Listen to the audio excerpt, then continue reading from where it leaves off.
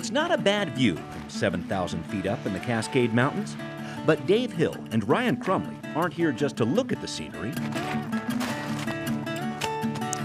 They're here to measure it. Dave, a professor of civil engineering, and Ryan, a water resource science PhD student, are from Oregon State University, probing the depths of our region's snowpack. You aren't looking up there every day and seeing the snow. Sometimes you can forget that that's where our water's coming from in April through June. From understanding our water supply and predicting floods to forecasting avalanche danger, studying the snowpack is such a big job, these researchers could use a hand.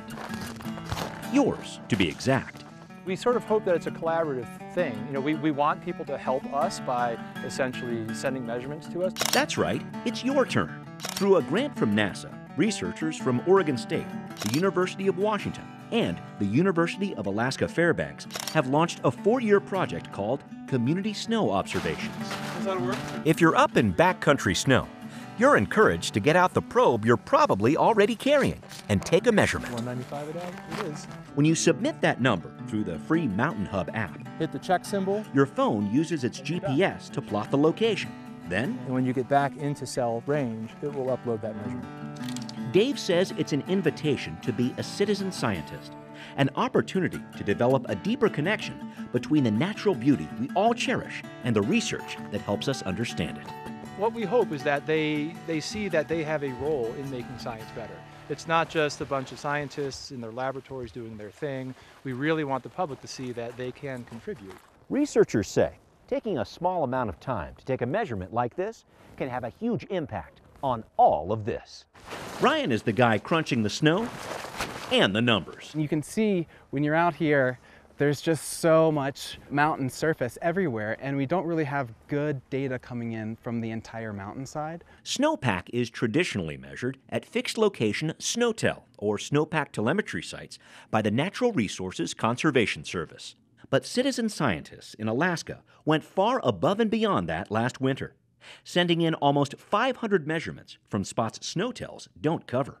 And they go to places that we don't usually measure snow. More measurements mean a more accurate picture of snowpack accumulation and melt-off, as seen in this animation of Ryan's study of the mountains around Glacier Bay in Alaska. We've been able to get some pretty good results, and we think that we're maybe even able to get closer to reality based on some measuring stations that we have within the domain. It's easy to measure the excitement over the Community Snow Observations Project.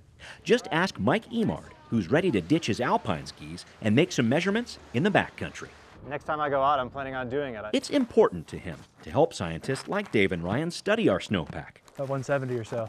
which, behind all the fun, is a matter he and many others in the Pacific Northwest take very seriously.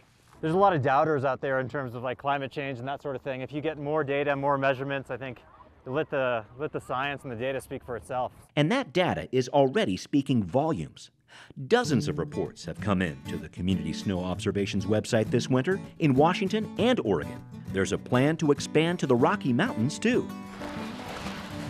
Dave and Ryan say it's a program they'd like to continue to grow for a new generation of citizen scientists ready to make a mark on the future of our environment. We want people to get a better understanding of their water, and we think that by participating in making measurements and then seeing how those measurements get used, that hopefully they feel like they get something out of it.